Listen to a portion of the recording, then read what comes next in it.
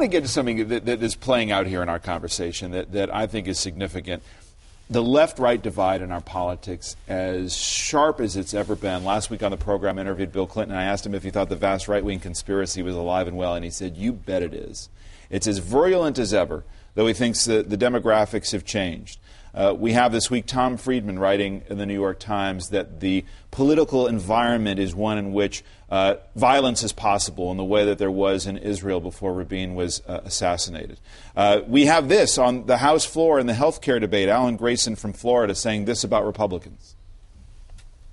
The Republican health care plan is this: die quickly.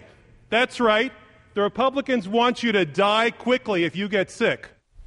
We have Peggy Noonan writing in the Wall Street Journal this week that there's a level of shrillness in the debate that is not helping America. Rachel Maddow, what is the significance of the left-right divide in the country right now, and what's the end game for both sides? I think we always lament the sharpness of our partisan divide.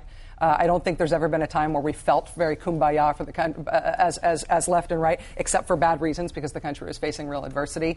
And I think that the left-right fight is healthy. I mean, as a liberal, I want conservatives and the Republican Party to be robust and participating in a strong argument that advances the country's interests. I'm not hoping for the demise of my enemies. I do think that we've got vituperative language on both sides, and I think that it should be damned on both sides. Is it a pox on both houses? Grayson and the congressman from South Carolina? I mean, Alan Grayson, Democrats were, wow, a Democrat did it. I mean, this follows on the House floor just this year, Republican members of Congress But he's talking about the death of the uninsured Americans as a Holocaust? I mean, he apologized for the Holocaust, and I pressed him to apologize for the Holocaust comment on my show. But listen, this year we've heard Republicans say that the Democratic plan is drop dead. We've had Republicans say that the plan is to kill senior citizens. That's all been said on the House floor, but that's so normal for Republicans right now that it hasn't attracted any attention. Nobody demanded Ginny Brown-Waite apologize. David. Yeah, I think this is a media circus, and this is not where the country is. If you're trying to build an audience for your talk radio show of a few million people, this works. This solidifies the audience.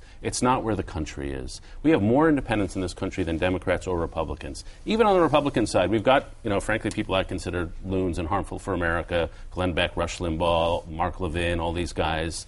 They don't control the Republican Party. They were all against John McCain in South Carolina in the last primary season.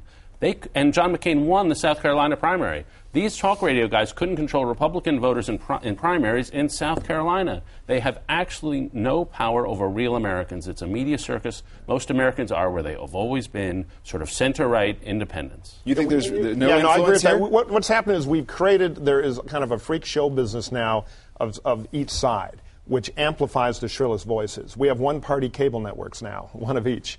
And what that does is dumbs down the debate. Everything's argument by noise, by a hot language, and by anecdotes. So facts and more complicated debate is pushed out because it's not loud and colorful enough. It cheapens the debate. Is Joe Scarborough, which network is he on? He's on your liberal network. So how is that a one-party network? I would take your primetime and Fox primetime and say it is kind of the same dance toward the dumbing of debate. I think that the media does play a role in the wacky part of this. There's a good left-right debate to be had. Democrats have been trying to make a case that if you don't reform health care, a lot of bad things will happen to people over time. That doesn't get attention. But when Grayson goes on the floor, suddenly he gets that point across because that's what the media covers. David Price, a Democratic congressman from North Carolina, told me he had a town meeting, 1,000 people in Durham. Really good town meeting, real debate, but it didn't blow up. A TV producer told him before the meeting, if your meeting doesn't blow up, it doesn't get on television. So I think if we're going to bemoan a certain kind of harshness, we got to ask ourselves the question, what gets reported? And does it take Alan Grayson to go to the floor to do that, to make a substantive point about health care? This isn't new. I mean, it's always led if it bled. We've always covered conflict over stasis. It may be worse now because that we've got low stakes cable shows who are getting all the attention in prime time, and you can call that dumb if you want. Right. But it happens to be that the press has always followed conflict, and I don't think that means that wait a minute. But there's real influence. There is real political influence to take you on, David. When we talk about a certain someone, Sarah Palin, whose new book is coming out, Going Rogue: An American Life. I sat down with John McCain at the Atlantic Forum this week in Washington and asked him the following. Which part of Sarah Palin's book are you most looking forward to reading?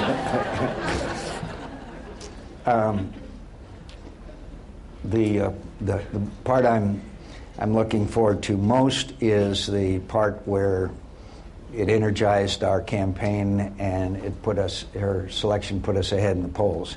The part I'm looking forward to least is some of the disagreements that took place within the campaign.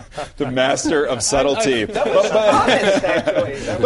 the issue of influence, whether the harshness of the debate becomes what controls the politics and ultimately influences who emerges to the top of a political party, which is still a question for Republicans. There's no evidence. Barack Obama was not evidence of that harshness. John McCain was not evidence of that harshness.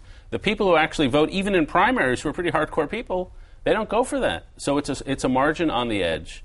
And if Sarah Palin is the nominee, the Republican nominee, I'll eat my hat. I'll eat this cup on the air. But she will not be, because people just don't like that style of politics. Steve Schmidt, who ran the McCain campaign, also spoke at this forum, and he said the following: I think that she has talents, but my honest view is that she would not be a winning candidate for the party in 12. And in fact, were she to be the nominee, we could have a catastrophic election result. In a year since the election has ended, she has done nothing to expand her appeal beyond the base. You know, I wish Sarah Palin well. I think it would be wonderful if the Republican Party nominated Sarah Palin the next time around. It would actually be an interesting test that we really need. Does this kind of far-right politics work? And I agree with David, it doesn't. It's not where the country is. Unfortunately for the Democrats, that means I agree the Republicans aren't going to nominate Sarah Palin. Mike? But she'll sell a lot of books. No, she will sell out. I'm going to buy it. I'm going to wait for it to get spell checked, but then I'm going to buy it. And she's I should point out, number one on the bestseller list for look, she has a Amazon. constituency. She'll never be the nominee. I totally agree with David. I agree with Steve Schmidt. It would be actually a disaster if she was the nominee. I do wish my friend Steve felt that a year ago when a lot of people were asking John McCain to put her on the ticket. But the truth is, and I'm going to agree with David here too, the noisiest parts of kind of the conservative media machine have far less influence than the mainstream media machine that covers the Republican world thinks they do. These radio guys can't deliver a pizza, let alone a nomination. And you can case study that out in the last election.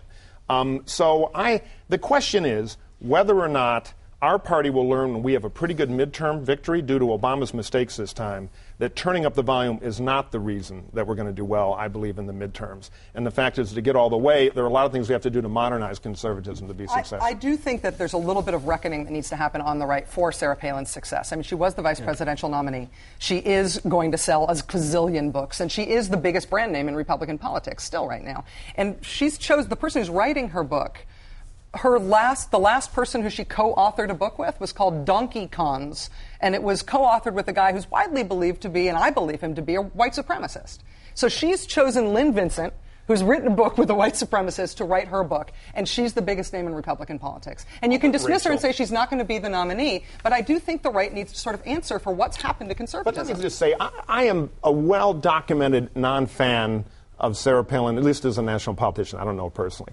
But that's guilt by association stuff. That's the cable stuff. That's the problem. You can pick anybody. Sarah to Palin is a lot of ghostwriter. things, but she's not a white supremacist. No, I don't think she is, but you can pick anybody. Why would she pick somebody who's associated with the League of the South, who said that Americans are revolted by the idea of having a black sister-in-law? I mean, this is who she picked to write her book. Yeah, but why do you do that? That sort of guilt by association stuff, which I don't know, and check it out. Guilt by choice. It's so not choice. important to the central questions in the country right now. But that's what cable TV has become. Popularity is a central question in the Republican Party right now. Quickly, You can EJ. make fun of her, by but it doesn't make association, it go away. Governor Rick Perry may win a Republican primary because he talked about secession. You haven't had somebody win an election on secession since 1858. Yeah, EJ, There's I a can radical tell you. strain in the Republican Party. It's not guilt by association. It's all right, right final out thought there. here, Mike. Professional political consultant, that one line which you're deducing a complete definition of Perry from, who I oppose in that primary, is not the reason he's going to win.